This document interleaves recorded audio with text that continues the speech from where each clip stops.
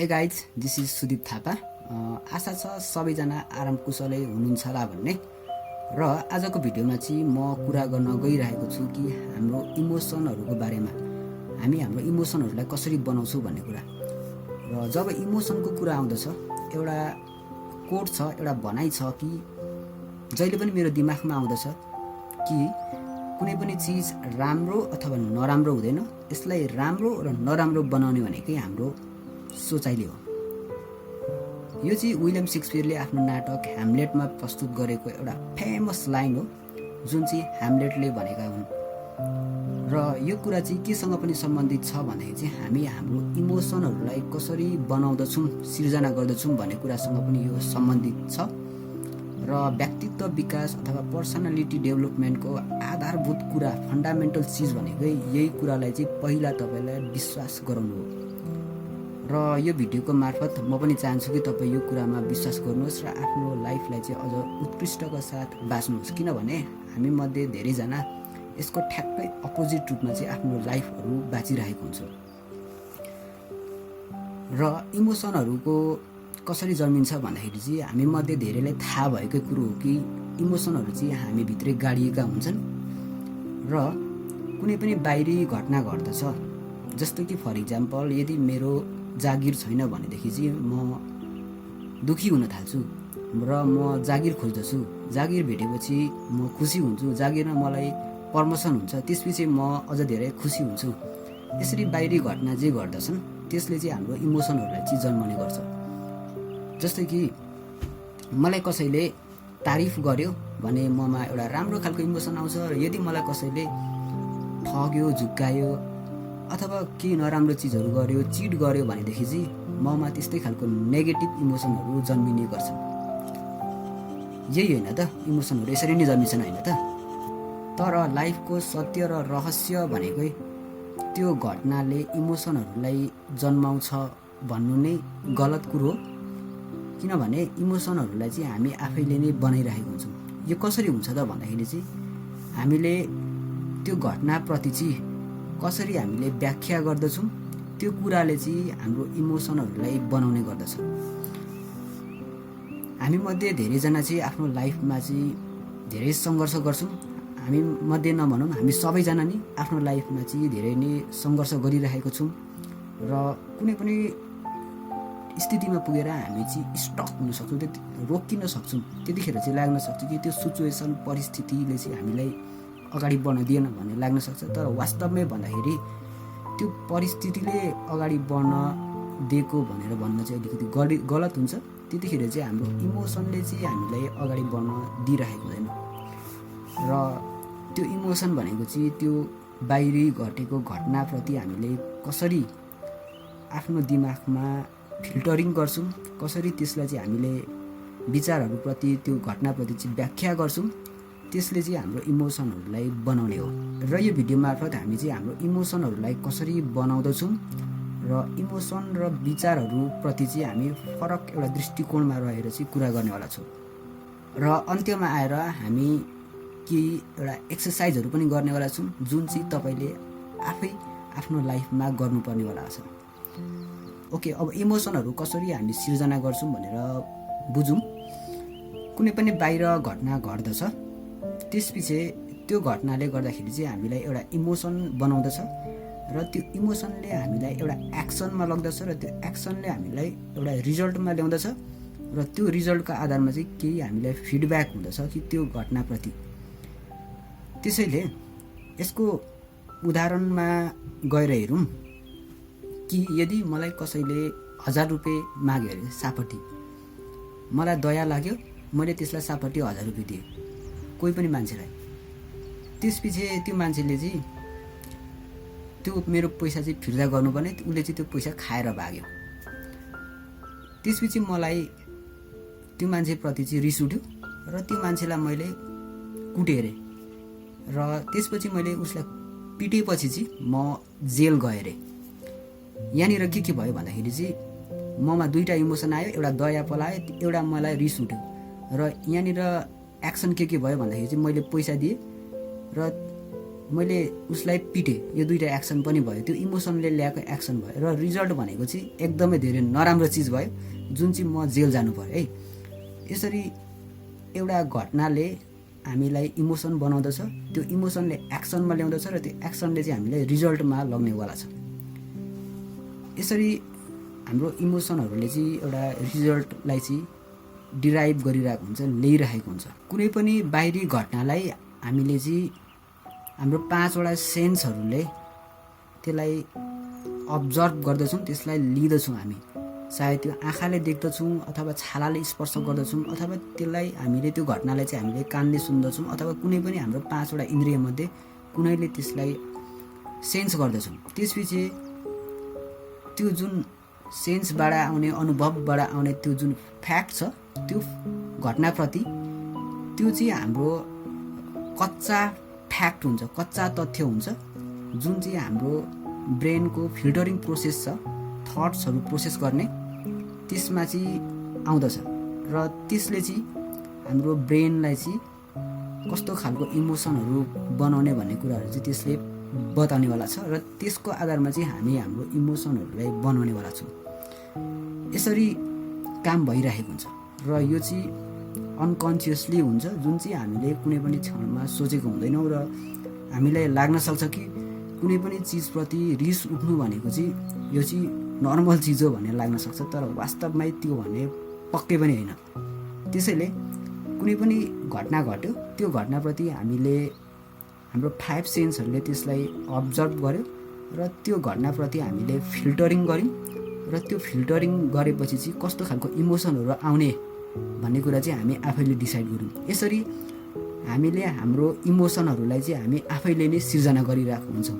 हामीमध्ये धेरैजनाले चाहिँ यो जुन फिल्टरिङ प्रोसेस जुन छ त्यसलाई चाहिँ वास्ता नगरिकन हामीले इन्फर्मेसनहरूलाई लिन्छौँ र त्यो इन्फर्मेसनको आधारमा चाहिँ हामीले सबकन्सियसली फिल्टरिङ गर्छौँ, जुन चाहिँ अवचेतन रूपमा हुन्छ।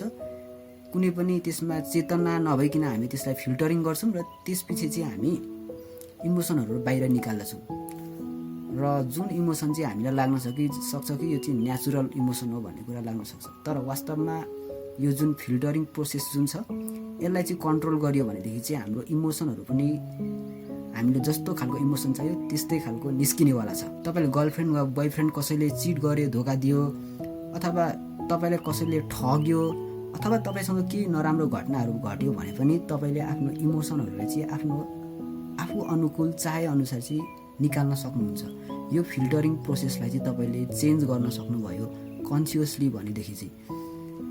र हामीमध्ये अब धेरैजनाको लागि चाहिँ समस्या नै यही छ कि यो फिल्टरिङ प्रोसेस चाहिँ कसरी चेन्ज गर्ने त भन्दाखेरि चाहिँ यसमा चाहिँ अब हामीलाई यो बारेमा थाहा नै छैन, हामी यो बारेमा चाहिँ कन्सियस छैनौँ है। र दोस्रो भनेको चाहिँ हाम्रो जुन इगो छ, जुन घमण्ड छ, त्यसले चाहिँ यो कुराहरूलाई चाहिँ एडप्ट गर्न चाहिँ दिँदैन। किनभने हामी यो भिडियो हेर्ने कति एजका छौँ होला त? 18, 20, 25, 35, 40 यो एजका मान्छेहरू चाहिँ अब हाम्रो आफ्नो बच्चादेखि नै यो कुरालाई सम्झिरहेछौँ, बुझिरहेछौँ कि हाम्रो इमोसनहरू चाहिँ चेन्ज हुँदैन, फिक्स छ, यो चाहिँ नेचुरल हो भन्ने कुरामा हामी विश्वास गरिरहेछौँ र त्यो कुराप्रति चाहिँ हाम्रो इगोले पनि मान्दैन, चेन्ज गर्न मान्दैन। हामी त्यसलाई चाहिँ अनि हामी नेचुरल रूपमा लिने गर्छौँ। तर यो जुन फिल्टरिङ प्रोसेस मैले भनिरहेको छु, कुनै पनि घटना आउँछ, त्यो घटनालाई चाहिँ हामीले फिल्टरिङ गर्छौँ, आफ्नो दिमागभित्र त्यसलाई प्रोसेस गर्छौँ र त्यो प्रोसेस गर्ने थट्सहरू, विचारहरू चाहिँ जे आउँछ त्यसले चाहिँ इमोसनहरू निकाल्ने हो। र हामीसँग यो सुपर पावर छ कि हाम्रो यो थट्स वा विचारहरूलाई चाहिँ कन्ट्रोल गर्ने चाहिँ हामीसँग यो सुपर पावर छ है त। ओके, अब हामी जुन यो फिल्टरिङ प्रोसेस भनेको के हो त भनेर अलिकति जान्नको लागि, फिल्टरिङ प्रोसेस भनेको त्यही चिज हो जसले चाहिँ हामी हाम्रो दिमागभित्र चाहिँ भन्नेवाला छौँ कि कुनै पनि घटना, कुनै पनि बाहिरी परिस्थितिलाई चाहिँ कस्तो खालको थट्सहरू, कस्तो खालको सोचाइहरू ल्याएर चाहिँ त्यसलाई चाहिँ इमोसनहरू बनाउने, त्यो घटनाप्रति कस्तो खालको इमोसनहरू दिने भन्ने कुरा नै यो फिल्टरिङ प्रोसेस हो। हामीले जे विचार गर्दछौँ त्यसैले हाम्रो इमोसनहरूलाई पनि जन्मने गर्दछ। अब विचार गरौँ कि हामी कुनै पनि चिजहरूप्रति खुसी छौँ रे, जस्तो कि फर इक्जाम्पल हामी जागिरमा प्रमोसन भयो, त्यसपछि हामी खुसी छौँ रे। किन खुसी छौँ भनेर भन्दाखेरि चाहिँ त्यतिखेर चाहिँ हामीलाई लाग्न सक्छ कि यो जागिरमा चाहिँ मैले चाहिँ एकदमै धेरै मेहनत गरेको छु र मेरो यो मेहनतको फल हो भनेर हामीले चाहिँ त्यसलाई चाहिँ त्यो घटनालाई चाहिँ त्यसरी हामीले फिल्टरिङ गऱ्यौँ रे, आफ्नो दिमागभित्र विचारहरू त्यस्तो खालको ल्यायौँ रे भनेदेखि त्यतिखेर हामी खुसी नै हुन्छौँ। तर यदि यो त मेरो प्रमोसन त एकदम भाग्यले दिएको हो यार, यसमा चाहिँ अब मलाई चाहिँ एकदमै धेरै प्रेसर पर्ने भयो, काम पनि जानेको छैन, कसरी गर्ने अब भनेर सोच्नुभयो भने त्यतिखेर चाहिँ त्यस्तै खालको नेगेटिभ इमोसन नै आउनेवाला छ। र यसरी चाहिँ हामीले हाम्रो थट्सहरू मार्फत चाहिँ हाम्रो फिल्टरिङ गरेर चाहिँ इमोसनहरूलाई चाहिँ जन्माइराखेको छौँ। ओके, अब हामी जाउँ एउटा नेगेटिभ घटनाप्रति है। जस्तै कि तपाईँ कुनै एउटा रिलेसनसिपमा हुनुहुन्छ अरे, त्यतिखेर चाहिँ कसैले तपाईँलाई धोका दियो, चिट गर्यो अरे, त्यतिखेर कस्तो खालको इमोसनहरू आउन सक्छ त अब भन्दाखेरि आउन सक्छ कि तपाईँ एङ्गर हुन सक्नुहुन्छ अथवा तपाईँ त्यतिखेर डिप्रेस पनि हुन सक्नुहुन्छ। एउटै घटनामा दुईवटा इमोसनहरू आउन सक्छ है।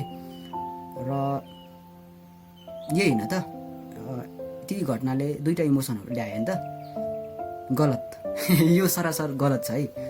कसरी भन्दाखेरि चाहिँ तपाईँसँग त्यो घटनाप्रति चाहिँ पोजिटिभ र नेगेटिभ भन्ने चिजै छैन। पहिलो कुरो त तपाईँले त्यो घटनालाई चाहिँ कसैले धोका दिएको, चिट गरेको कुराहरूलाई चाहिँ कानले सुनिराख्नु भएको छ, आँखाले देखिराख्नु भएको छ, छालाले स्पर्श गरिराख्नु भएको छ, केही न केही तपाईँलाई भइरहेको छ, 5 सेन्सले त्यो लिइरहेको छ। र त्यो 5 सेन्सले लिएको कुराहरूलाई चाहिँ तपाईँले कसरी त्यसलाई व्याख्या गर्नुहुन्छ आफ्नो फिल्टरिङ प्रोसेसमा राखेर, त्यो कुराले चाहिँ तपाईँलाई पोजिटिभ र नेगेटिभ इमोसनहरू ल्याउने हो। त्यो घटना आफैमा पोजिटिभ र नेगेटिभ भन्ने चाहिँ अवश्य पनि होइन। जस्ट हामीले त्यसलाई व्याख्या गर्दछौँ कि त्यो घटना पोजिटिभ हो कि नेगेटिभ हो भनेर, त्यसपछि चाहिँ हामी डिसाइड गर्दछौँ कि त्यो घटनाले हामीलाई कस्तो खालको इमोसनहरूलाई जन्माउनेवाला छ भनेर। यहाँसम्म त हामीले बुझ्यौँ कि बाहिरी घटनाहरूले चाहिँ हाम्रो इमोसनहरूलाई डाइरेक्ट सिर्जना गर्दैन, हामी हाम्रो थट्सहरूले चाहिँ हाम्रो इमोसनहरूलाई चाहिँ सिर्जना गर्छौँ भनेर त यहाँसम्म त बुझ्यौँ है। तर यो थट्सहरूले, हाम्रो फिल्टरिङ प्रोसेसहरूले चाहिँ कसरी चाहिँ इमोसनहरूलाई सिर्जना गर्छ त भनेर यसबारेमा अलिकति थोरै बुझौँ। पहिलेकै हाम्रो इक्जाम्पल लिउँ जहाँनिर चाहिँ कसैले धोका पाएको थियो। यसलाई हेर्दाखेरि चाहिँ अब रिलेसनसिप त हाम्रो त राम्ररी अगाडि बढिरहेको थियो, कसरी चाहिँ यसले धोका दिन सक्यो, मैले त मेरो लाइफ नै आफ्नो फ्यामिली नै योसँग बनाऊँ भनेर सोचिरहेको थिएँ, यो केटा भेट्न त यति गाह्रो पर्यो अथवा यो केटी भेट्न त यति गाह्रो पर्यो, अर्को अब कसरी भेट्ने होला, यहाँ त्यहाँ यस्तो खालको के दिमागमा कुराहरू आउँदछन् होइन। अब यसले निकाल्ने इमोसन भनेको कस्तो हुन्छ त, अवश्य पनि डिप्रेस र एङ्गर नै हुन्छ होइन। अनि यसले कस्तो खालको एक्सनहरू लिँदछ त यो इमोसनको साथ रहेर भन्दाखेरि चाहिँ अवश्य पनि तपाईँले अब अर्को रिलेसनसिप चाहिँ तपाईँले हेर्ने चाहिँ दृष्टिकोणै चेन्ज हुनसक्छ। रिलेसनसिपलाई हेर्ने अथवा केटा छ भने केटीलाई हेर्ने दृष्टिकोण चेन्ज हुनसक्छ, अथवा केटी छ भने केटालाई हेर्ने दृष्टिकोणै त्यो चेन्ज हुनसक्छ त्यो इमोसनको कारणले गर्दाखेरि। र त्यो इमोसनको साथ तपाईँले अब कस्तो खालको एक्सनहरू लिनु हुन्छ होइन, त्यो एक्सनले तपाईँले कस्तो खालको रिजल्टहरू ल्याउन सक्दछ।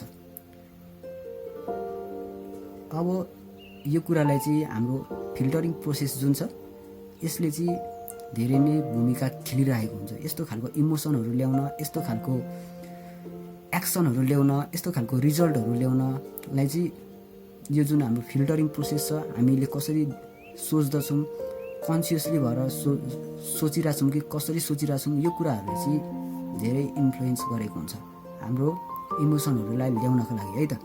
अब यहाँनिर एउटा प्रश्न हामीमा आउन सक्छ कि ओके सुदीप, ठिक छ, यो त एउटा थ्योरिटिकल कुरा भयो, सैद्धान्तिक कुरा भयो, प्र्याक्टिकल त छैन नि त, त्यहाँ तिमी बसेर कुरा गर्नु पो सजिलो छ त। यदि साँच्चीकै भयो, कसैले जागिरबाट निकालिनु पर्यो अथवा कसैले साँच्चीकै धोका पायो आफ्नो पार्टनरबाट रिलेसनसिपमा भनेदेखि तिमी चाहिँ त्यतिखेर चाहिँ के गर्छौ? त्यस्तो खालको विचारहरू आउन सक्छ है, कसैको दिमागमा आउन सक्छ।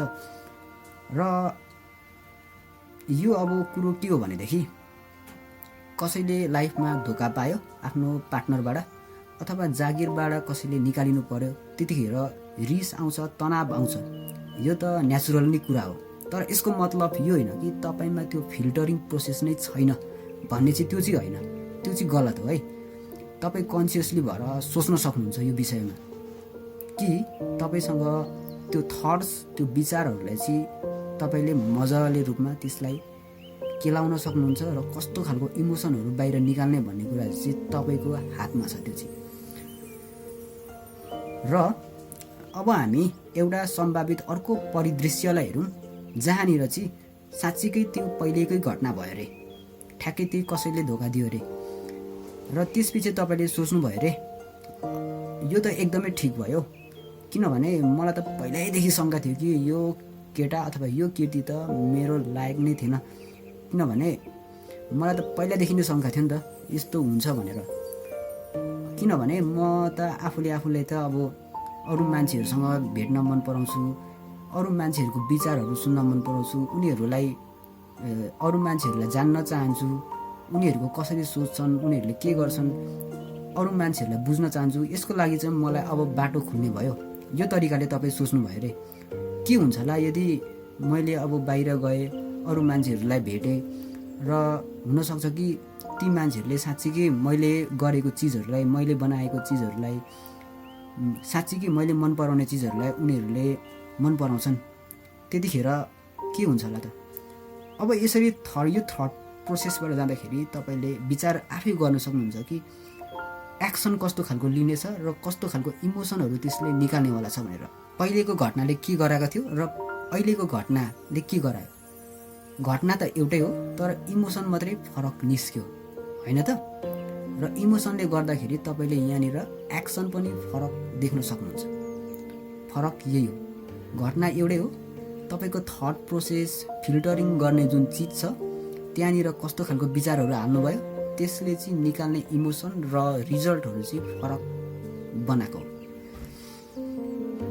नेगेटिभ फिल्टरिङले रिस, हेट र डिप्रेसन जस्तै कुराहरू निकाल्दछ र पोजिटिभ फिल्टरिङको साथ तपाईँले त्यो घटनालाई हेर्नुभयो भने त्यस्तै अपर्च्युनिटी, तपाईँ खुसी नै देख्नुहुनेछ। यसरी हामीले कुनै पनि घटनाप्रति लगाउने फिल्टरिङले हाम्रो लाइफलाई चाहिँ डिसाइड गर्दछ। के हुन्छ होला यदि तपाईँले यो सोच्नुभयो कि अब मैले भेट्ने मान्छे चाहिँ साँच्चीकै राम्रो हुनेवाला छ, त्यसले चाहिँ मलाई साँच्चीकै मैले गरिरहेको काममा पनि हेल्प गर्नेवाला छ र ऊ चाहिँ साँच्चीकै पहिलाको भन्दा फन्नी हुनेवाला छ, त्यतिखेर तपाईँले त अवश्य पनि एउटा होप, एउटा आशावादी रूपमा तपाईँले एक्सन लिनु हुनेवाला छ।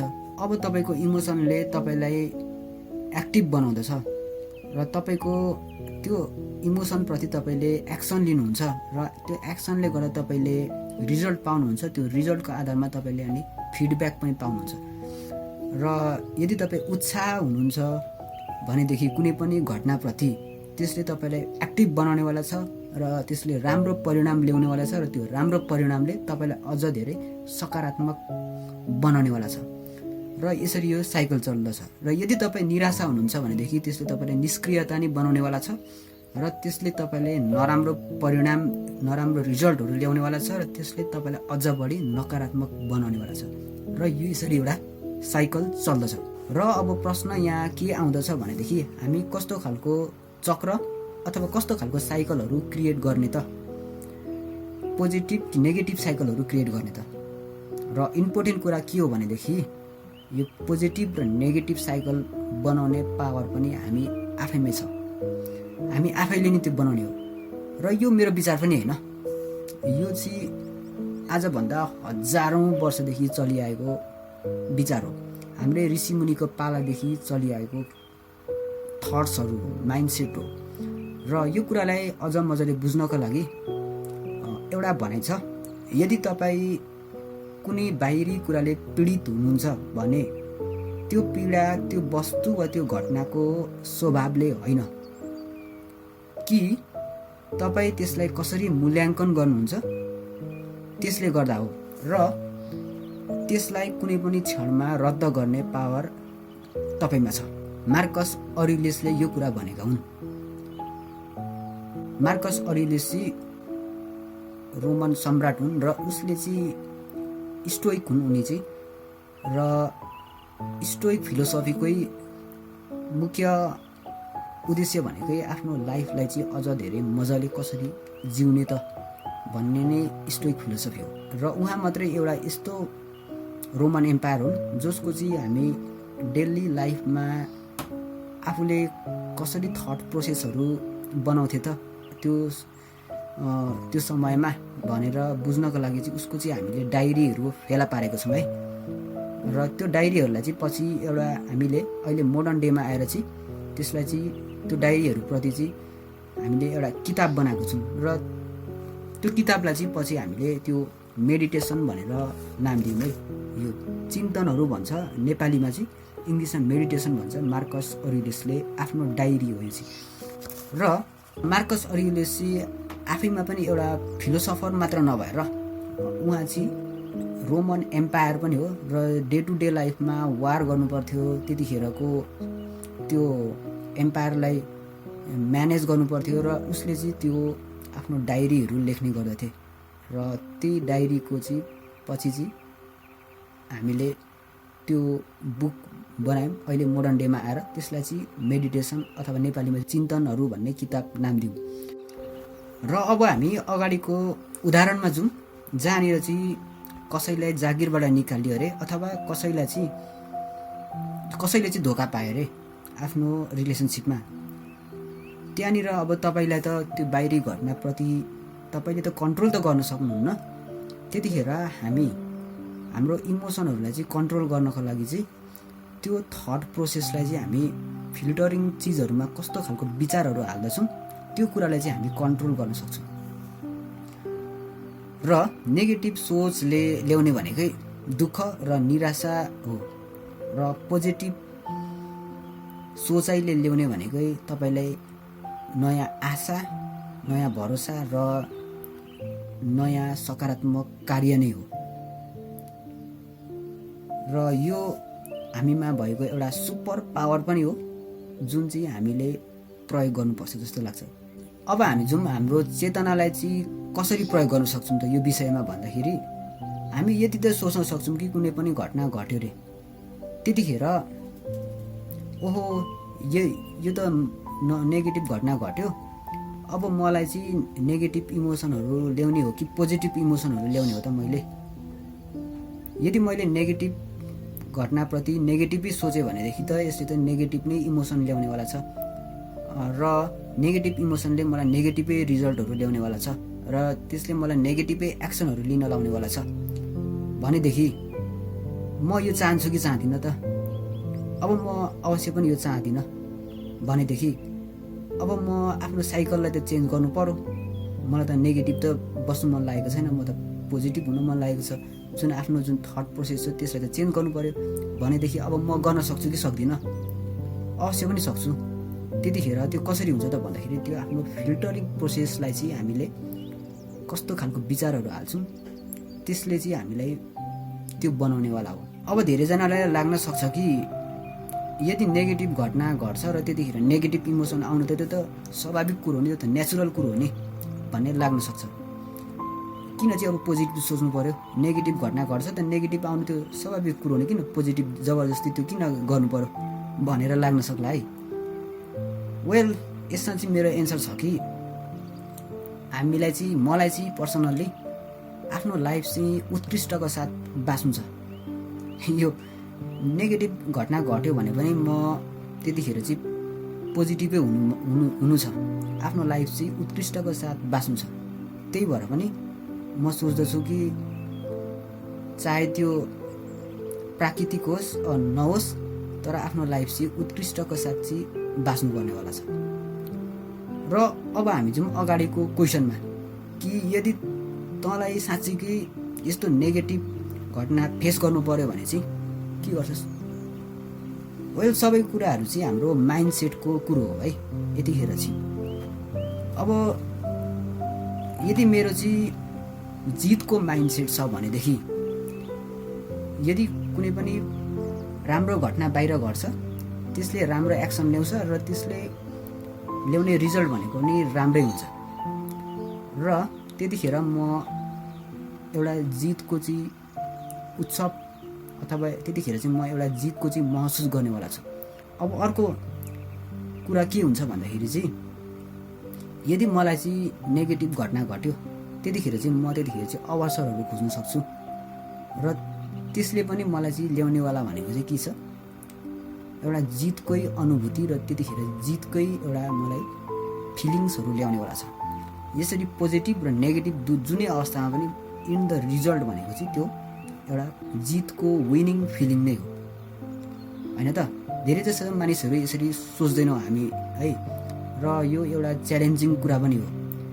र यहाँनिर च्यालेन्जिङ कुरा समस्या चाहिँ के छ भनेदेखि चाहिँ अब हामीलाई चाहिँ केही कुराको समस्या छ यो थट प्रोसेसबाट सोच्नको लागि पहिलो भनेको चाहिँ हामीमा त्यो हाम्रो सोसाइटीले नै ट्रेनै भएको छैन त्यसरी सोच्नको लागि है।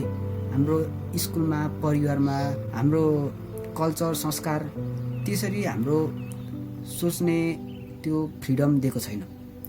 र दोस्रो भनेको चाहिँ हाम्रो इगो, अहङ्कार, घमण्ड हो कि हामी कति वर्षदेखि बाँचिरहेछौँ यो पृथ्वीमा। हुनसक्छ कि 20 वर्षदेखि बाँचिरहेछौँ, 25 वर्ष, 45 वर्ष। त्यो समयदेखि हामी जुन दिनदेखि जन्म्यौँ त्यही दिनदेखि हामीमा यो विश्वास छ कि हामी यो जुन इमोसनहरू निकाल्दछौँ यो चाहिँ चेन्ज गर्नै सक्दैनौँ। यो चाहिँ हामीभित्रै गाडिएर रहेको छ, यो चाहिँ नेचुरल नै चिज हो। यो चाहिँ अब हामीमा के भयो, यो भित्रै गाडिएर रह्यो र त्यसले चाहिँ हामीलाई एउटा इगोको फिल पनि गराउन सक्छ है त, जसले गर्दाखेरि चाहिँ हाम्रो जुन चेतना छ त्यसलाई चाहिँ अझ अगाडि बढ्न दिएन। र अर्को कुरो भनेको चाहिँ हाम्रो मोटिभेसन। यो चाहिँ मोटिभेसन मात्रै नभएर यो चाहिँ यो कुराहरूले चाहिँ प्र्याक्टिकली एक्सनमा पनि ल्याउनु पर्ने हुन्छ, त्यतिखेर मात्र यो सम्भव छ है त। र अर्को इम्पोर्टेन्ट कुरा भनेको चाहिँ हामी चाहिँ आफूले आफूसँग चाहिँ अनेस्ट हुनुपर्दछ। र अगाडि भने जस्तै यहाँनिर चाहिँ अब इगोको कुराहरू आउँदछ, आफ्नो जुन घमण्ड छ त्यो कुराहरू पनि आउँदछ है।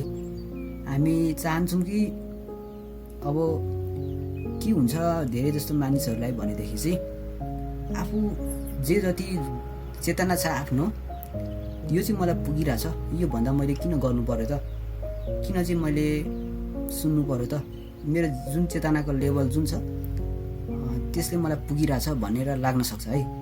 अब त्यो भनेको चाहिँ एउटा आफ्नो चेतनाको जुन लेभल छ त्यसलाई चाहिँ फिक्स गरेर बन्द गर्ने हो र आफ्नो जुन अझ धेरै हामी डेभलप गर्न सक्छौँ, आफूले अझ धेरै अगाडि बढाउन सक्छौँ, त्यो कुराहरूप्रति चाहिँ हाम्रो बाटो बन्द हुन्छ र यो चाहिँ हाम्रो इगोको कारणले गर्दाखेरि अगाडि आउँदछ।